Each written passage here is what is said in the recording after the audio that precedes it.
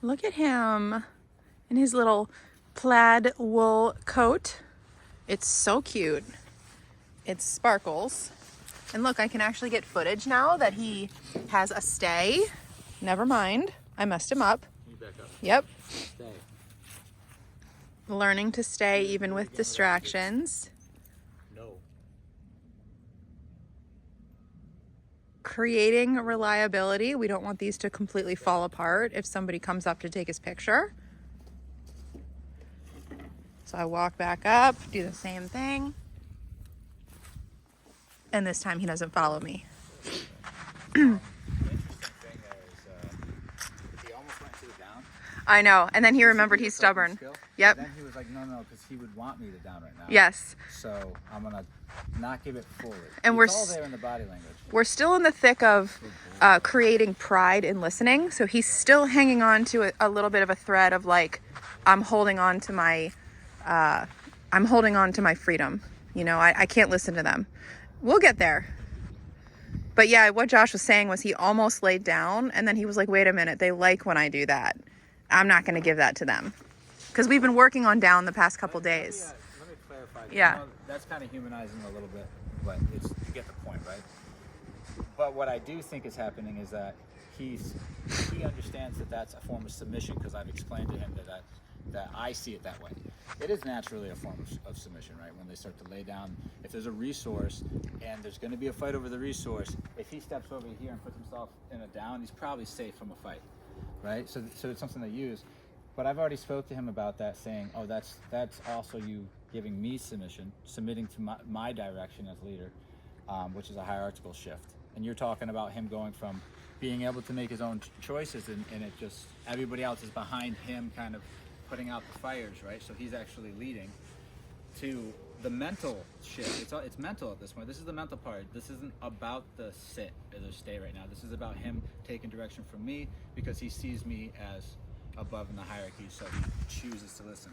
We're doing our ritual right now to create that, and you see he's listening, but again, full submission would have been that down. When his brain said to down, he would have did it as a coping skill. He will do it eventually, and I will praise it. We're right in the middle of it, yep. And he's going to see that being a follower is, he's going to prefer it because he's safe, and he also has a lot less stress. So he's going to feel more comfortable in his own skin because I'll be making his choices for him, and he'll be loving life because he'll be listening, so he'll be able to do more. He'll like it eventually, but it's natural for them to put up a little bit of a stink because they don't want to. You have to earn that position, especially if he's used to being up here, meaning he could control us. So, you know, if he was leading, which he has before, he could do something right now to get us to react. So he might want to go over there, and he could do a series of little behaviors, and then a minute from now we're over there, right? Those behaviors could be pulling, whining, barking. You know what I mean? So, but that's still him leading. That's what it looks like in the real world, right? We're sitting here, we're talking with our friends. He doesn't want to do anymore. He wants to go back to the house. Bark, bark, bark, bark. Hey, I gotta go. The dog needs to go in, right? I'm not saying he's done these things, but dogs do these types of things, and that is them leading. Because I understand it sounds kind of funny if you're like, how's the dog leading me? He's not paying the bills. He's not doing. It's these little moments is all they care about, right? How is he getting in and out of the house? Does he have to go and get you?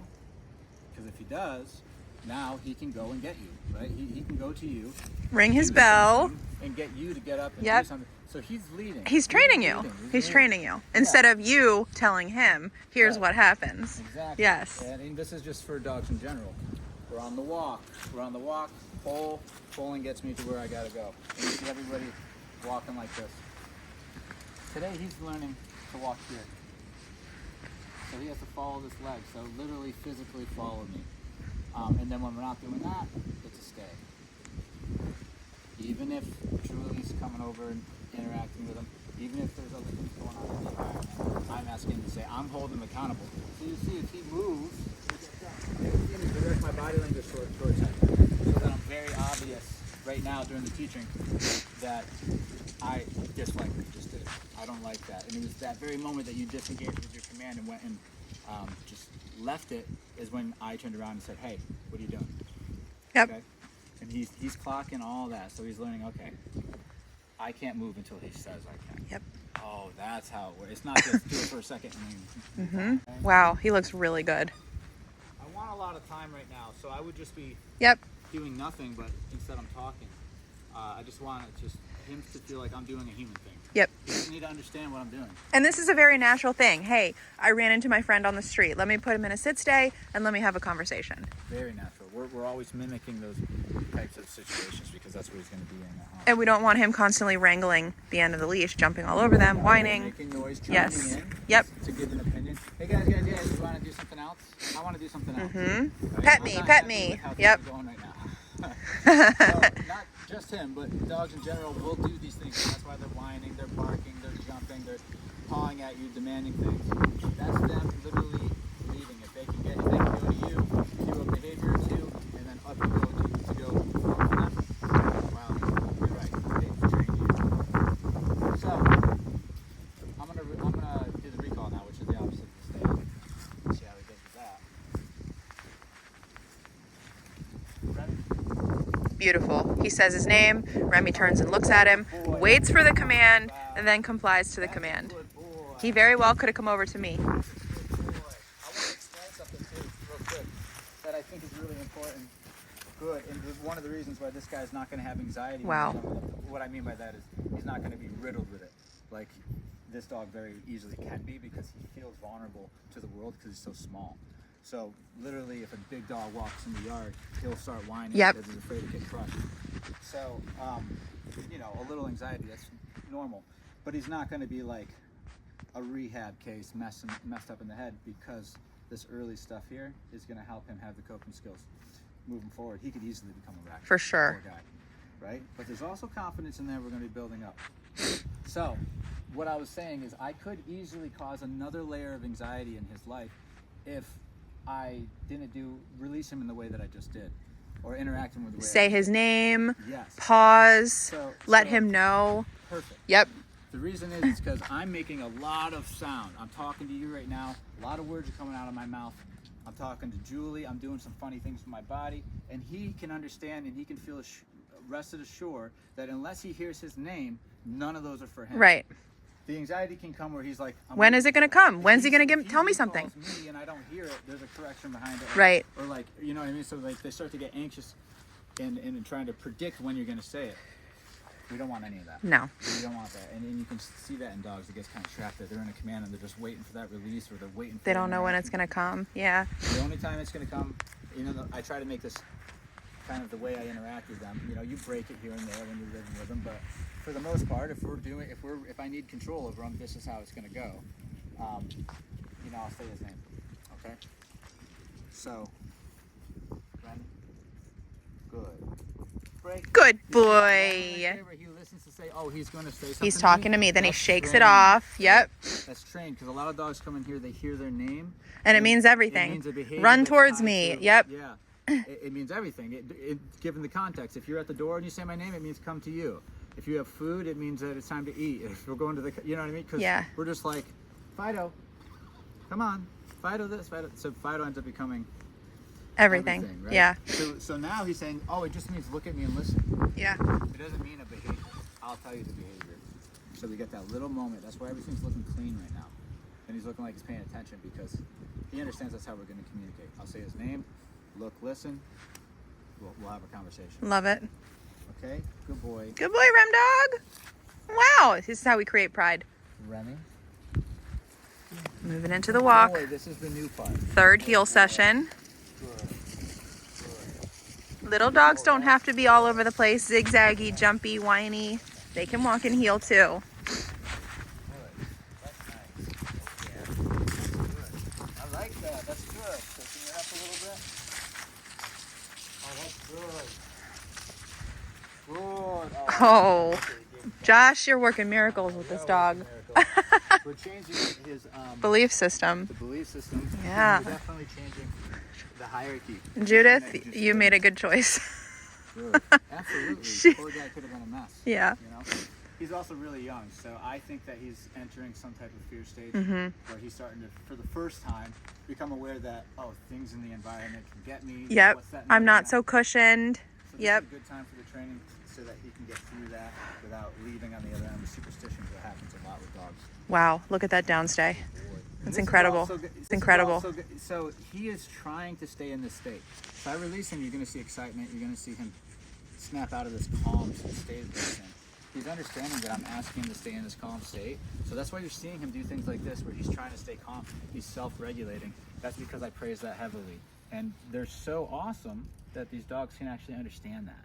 And so they'll offer a state, right? It's not so much about the down there. It's the state of mind Calm. he's in, which will actually produce a down. Yeah. Because it's chill.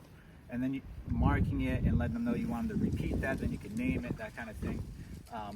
That's how come the down isn't a down like this. Whiny, anxious, ready to shoot up at any second. Right. Yeah, he's like, I might be here an hour. I don't know. Right. And it's taught and it's communicated to him that it's a form of submission as well, a coping skill through a situation, a real life situation, like feeding time in a pack of dogs. There's coping skills that they have if they want to avoid conflict or if they want to, just avoid calling attention to themselves in the pack. And one of them is just kind of submission, laying down, keeping to yourself, and just kind of relaxing like this. So it's in there naturally, all right? So good. So whenever I see a dog offer it, that's when I come down to give the affection. Good. See, that good was telling him, keep doing it. I like what you're doing. Keep doing it. Because he almost left that state and just got up and followed me, right? So. But everything is permission based. This is the foundation. Is that recall, which you see we're turning into a follow, and then the stay, right? And having those two things, you're going to run into conversations you're going to have with your dog. So you're saying, oh, I taught the recall. This is cool. He knows the recall. I taught the stay. This is cool. He knows the stay. I was going to step up on that. That's funny that you bring that up, though, because Judith taught him the down. Right. So he knew the command. The down. But that's just teaching your kid right to read and write. Tricks right? for a treat. They're not. Yep. Now that they know how to do it, does not mean they're going to do it. So yep. Because my kid can read and write doesn't mean he's going to do his homework. Doesn't mean he's going to. Right. So yeah, cool. You know how to read and write. But now I need you. We need to apply it in the real world. Right. Yeah. So what happens when you have that is now you start having conversations. So you go outside and the dog's like, I want to go wherever, and you're like, no, don't go that far. Correct. Come back. Go back out, correct, come back. What you're doing is you're teaching them a boundary. And each one time that you do that, you're having a back and forth with your dog. You're saying, don't go over there. Otherwise, I'm going to have to give you a correction. Stay around me, come back to me. And the dog could say, no, I don't want to have this conversation right now. No, stop trying to talk to me. And they could get frustrated with the fact that you're trying to control the situation. And then they have a meltdown, whatever that looks like for that particular dog. That's just the conversation that we have to go through. It's not so much about it's not anything to do with the knowledge of the recall or the knowledge of the stay or anything like that. It's the fact that the dog doesn't want to do what you want them to do. They want their freedom to do whatever, and they're gonna have a little fit. Now we just work through that. They're allowed to have their fit. In fact, I would argue they need to have their fit. Yes, they do. Let them get it off their chest. It's frustrating. It's like a tough pill to swallow. Okay, they have their little fit, and then you know what happens? They stop. You work through it. You come out on the other end so much better. Listen, this is what it looks like, though. Is like they throw their little fit, they relax. We just take a breath. Is everybody done? You done with that? Okay. Now I'm going to ask you again. Down. What we were just talking about. Yes. And this time you're not going to throw a fit, and I'm going to say, good. Okay, And then we start to good create job. pride. Let's move on. We'll try again tomorrow. And so it gets it out of the system. Same things happen with kids. If a kid's used to doing something a certain way, and then you come in and you say, I don't want you doing it that way anymore, you're probably going to have a little temper tantrum. Yep. It's the same thing. You're going to get a temper tantrum. It just looks different with each dog. Some dogs will just stomp the foot a little bit and give up. Other dogs will try to bite you in the face and kill you. So the ones won't. God, look how patient he's being. And, do one of these and then give it up. It's all in the temperament. This guy, so far, I better knock on some wood here. No bites. So that's good. A lot of nonsense, brattiness, insecurity, overreactions, a lot of all that stuff we're working through. But I can say so far I feel pretty comfortable with my fingers because he hasn't given me any type of that. So that's good. That's very good. Doesn't mean you know, he's young. He's 5 months. Doesn't mean it's not in there. So far, we haven't run into that. So, and this is all him. It's all learned. He's trying very, very hard. and I Yes, really he appreciate is. that. Good We're gonna boy. reward him. We're gonna reward him with verbal and physical, but also the release is the reward. That's right. That's Good job. Look at the pride here. I know. Look how Pride confident he's standing tall. compared to a session or two ago where you see a little less of that tall stance. This is then building the pride up, but He's- building the pride up and being a follower, being part of our pack, allowing me to lead and being a team. He's like, yes, pet me. I earned this. This is my paycheck. It feels better when it's earned, right? Yes. And so his posture's feeling much more confident here. Aww.